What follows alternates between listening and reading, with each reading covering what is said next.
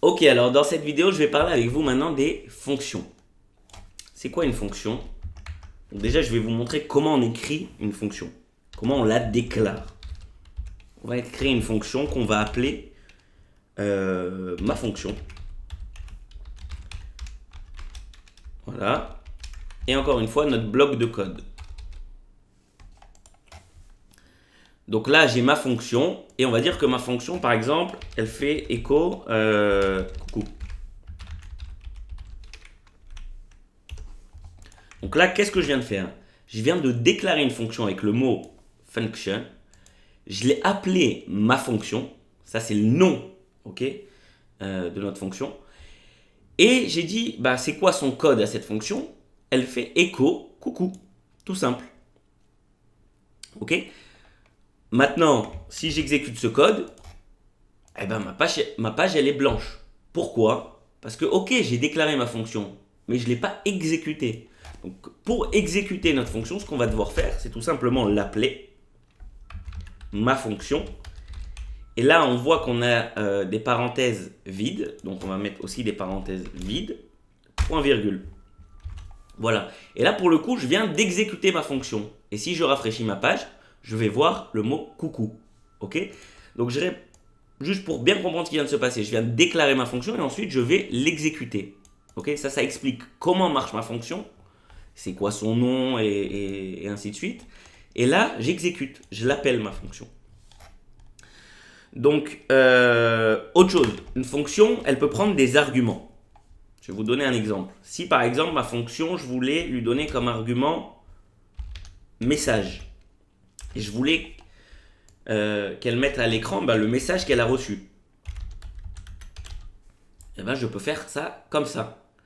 Mais par contre, quand je vais l'exécuter, vous voyez qu'ici, dans la parenthèse, elle reçoit un argument. Donc, je vais devoir lui donner un argument, parce que sinon, regardez, ce qui se passe, on a une erreur. Ok? Tout simplement parce qu'on n'a pas donné d'argument. Donc maintenant, je vais lui donner un argument. Voici mon message. J'enregistre. Et vous voyez, il a bien écrit voici mon message. Ok, donc ça c'est pour les arguments. Maintenant, des fois, on peut donner des arguments par défaut. C'est-à-dire que si là, par exemple, j'avais écrit pas de message. Ok. Je vais mettre tout ça sur la même ligne pour que ça soit plus clair pour vous. Voilà, donc là, j'ai écrit message égale pas de message. Et ma fonction, je l'ai appelée quand même avec voici mon message. Qu'est-ce qui va s'afficher? Eh bien, le voici mon message. Par contre, si j'avais rien écrit comme argument, eh bien, il va me mettre pas de message. Comment ça marche? C'est-à-dire que d'abord, il va donner une priorité à ce que moi je vais lui donner comme argument. Mais si moi je ne lui ai pas donné d'argument, il va lui-même initialiser le message, la valeur de cette variable message, à pas de message. Et donc quand je ferai écho $message, il me mettra le pas de message. Ok, donc ça c'est pour donner des valeurs par défaut aux arguments. Juste pour vous montrer, là on a montré avec un argument, il peut y avoir autant d'arguments qu'on veut. Je vais vous donner un exemple. Par exemple, $message et $times. Ok, on va faire une boucle avec un for. Donc là, ce que je vais faire $i égale 0, point virgule, tant que i est inférieur à times. Donc si ça commence à 0 et que je fais strictement inférieur, donc ça va me mettre le nombre de times qu'on voit ici. Sinon, j'aurais pu faire tout simplement à 1 et écrire inférieur ou égal, ça aurait donné le même résultat. Avec i++. Et maintenant, le code de notre boucle, ici, on va lui demander de faire écho message. Ok? Et là, ma fonction, elle prend deux arguments, et le message, et le nombre de fois que je veux l'afficher à l'écran. Ok? Donc là, comment j'ai fait qu'il l'imprime autant de fois que je veux? Je vais juste mettre, vous savez quoi? Pour qu'il aille à la ligne et qu'il ne nous écrive pas les uns à la suite des autres. On va écrire ça comme ça. Voilà. Ok? Et maintenant, si je fais coucou, c'est moi. Et je vais lui demander de me mettre ça 15 fois. Il me dit qu'il y a une erreur. Elle est où l'erreur? Ligne 11. Voyons voir. I égale à 1. Tant que I est inférieur ou égal à times, à $times. C'est comme ça que ça marche les variables en PHP. Voilà. Il m'a imprimé 15 fois coucou c'est moi. Ok, donc ça c'était juste pour vous montrer une fonction avec plusieurs arguments. On peut en avoir autant qu'on veut des arguments. Autre chose que je voulais voir avec vous. Ah oui, c'est qu'une fonction peut retourner une valeur. Je vais vous donner un exemple. On va faire une fonction qui va s'appeler addition. Elle prend un x et un y. Et tout simplement, elle va nous retourner comme valeur. Elle va rien afficher à l'écran. Elle va retourner une valeur.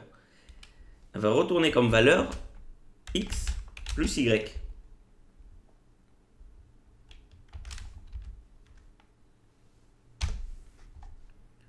Ok, donc là maintenant, par contre, le résultat de cette valeur, oui, j'ai envie de l'afficher à l'écran. Donc ce que je vais faire un echo de addition. Là, je vais faire une exécution de cette fonction. Addition, donc x plus y, on va faire par exemple, j'en sais rien, 2,5. Et là, il va m'afficher 7 à l'écran. Qu'est-ce qui s'est passé? J'ai exécuté ma fonction addition sur 2 et 5. Il est rentré là-dedans et il a retourné comme valeur le résultat de 2 plus 5, c'est-à-dire 7. Et il me l'a affiché grâce à la fonction echo. C'est-à-dire que j'aurais très bien pu écrire comme ça. $y, non pardon, on va dire directement z, une troisième variable. Ok, parce que celles-là sont dans un scope local et là on est en global. $z est égal à addition de 5. Et là, echo $z. Et là, il me fait aussi le 7. Vous avez compris que là, il a mis le 7 grâce à la valeur qui est retournée par notre fonction dans le z. Et là, j'ai tout simplement imprimé le z à l'écran. Ok, donc voilà. C'est tout pour les fonctions. Maintenant, j'aimerais juste vous expliquer quelques petites choses. Jusqu'à présent, le PHP, ça marchait comme ça. Maintenant, avec PHP 7, ils ont amené ce qu'il y a dans beaucoup d'autres langages de programmation, le fait de préciser de quel type est la variable. Vous avez vu que là, j'ai écrit x et y, et j'ai pas dit, attends, x, ça doit être forcément un nombre, ou y, ça doit être forcément un nombre. Ok? Juste pour vous montrer, j'aurais pu très bien écrire comme ça, mettre une string de 2, et il m'aurait donné quand même le 7. Qu'est-ce qui se serait passé en fait derrière? C'est que il aurait converti ma string 2 en chiffre 2 et ensuite il me l'aurait donné le chiffre de résultat entre 2 et 5, soit 7. Maintenant, avec PHP 7, ils ont amené des nouvelles fonctionnalités qui permettent de définir le type de variable. On va dire, imaginons que je voulais avoir ici un int, okay, c'est-à-dire un entier, un nombre mais un entier, c'est-à-dire qu'il y a int pour les entiers et float pour les nombres décimaux, et aussi un int pour le y. Ok? Alors qu'est-ce que j'aurais dû faire? Et je veux le forcer. Ok? On va dire que je ne veux pas permettre à quelqu'un d'écrire ce code-là. Ça me gêne. J'ai envie que mon code il soit carré, qu'on ne puisse pas faire d'erreur, parce que ça c'est commencer à ouvrir la porte aux erreurs. Donc j'ai pas envie, ou tu me donnes un int et tu passes, ou tu me donnes pas de int et tu passes pas. Donc comment on va faire ça? On va tout simplement utiliser, je vais vous montrer directement avec ça, voilà. On doit venir en haut de notre page HTML. Apparemment, on est obligé de le faire en haut du script, c'est-à-dire ce qu'on va faire tout simplement nous, c'est créer un nouveau script PHP. La même page, je vous ai dit qu'on peut en mettre plusieurs et où on veut, donc là on peut le mettre avant le doctype et on va écrire cette phrase-là. Déclare strict types égale à 1. Ok? Par défaut, le strict types il est égal à 0, donc j'ai le droit de faire des erreurs, il ne se passe rien. Mais si j'avais écrit déclare. Attendez, je vais juste vous montrer en fait sans ça d'abord ce qui se passe. J'enregistre. Si là ma fonction, même si j'ai écrit le mot int et int, je l'exécute, ça va me donner encore mon set, exactement la même chose. Par contre, si je rajoute cette phrase-là, dans laquelle je déclare que j'utilise des types stricts, ce qui va se passer, vous allez voir, je rafraîchis ma page et là je reçois une erreur. Il me dit que l'argument 1 qui est passé à la fonction addition, il doit être de type integer. Ok? Et il a reçu une string. Ah oui, il a reçu la string 2. Donc il me crie qu'il y a un problème et il ne me permet pas d'exécuter mon code.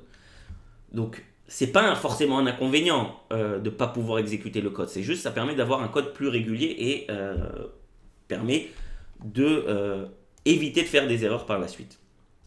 Donc les types de variables, on peut les mettre sur les arguments, mais on peut aussi les mettre sur la valeur que retourne la fonction. Je m'explique.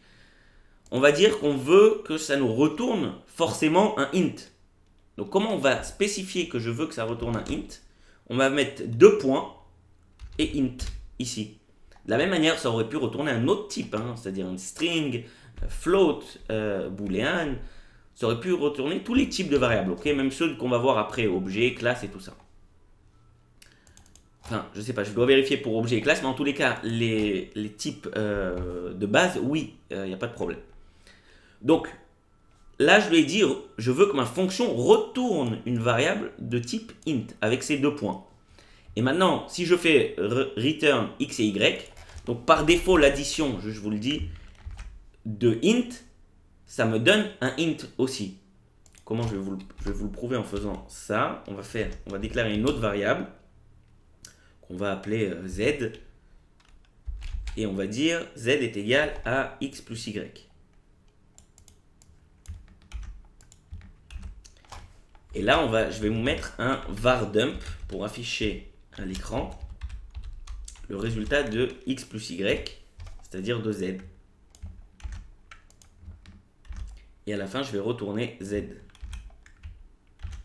Je vais enlever tout ça, 2 minutes, ça n'a pas d'intérêt pour le moment.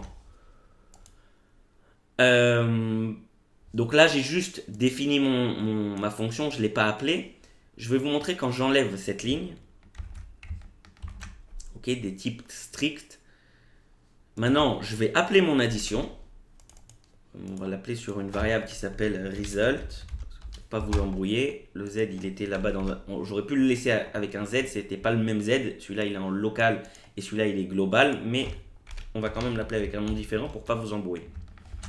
Result est égal à addition de 2 et de 5. Donc, qu'est-ce qui va se passer? Il va se passer plusieurs choses. Déjà, je vais avoir le var dump. Donc, je vous ai prouvé en faisant var dump de z que lorsqu'on donne 2 int, le résultat, c'est aussi un int. Ensuite, j'ai retourné ce set-là ici dans la variable result, quand j'ai exécuté ma fonction addition sur 2 et 5. Et j'ai imprimé le résultat à l'écran. Donc, c'est le set qu'on voit ici. Ok? Vous savez quoi? On ne va même pas imprimer à l'écran.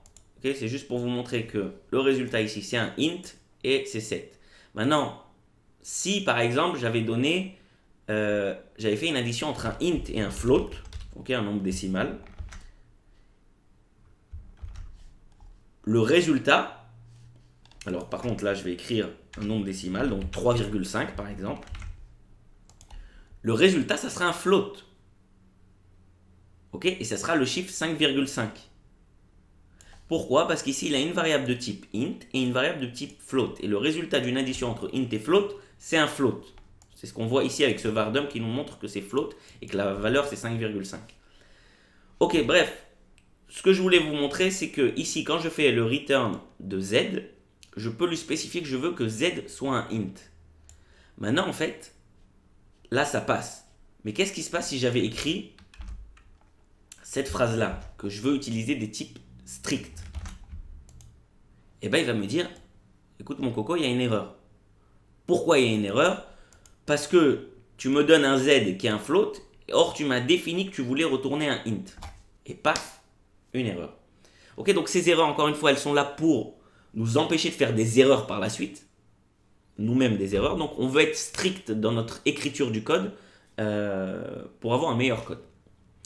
Voilà, donc c'est tout pour cette vidéo sur les fonctions.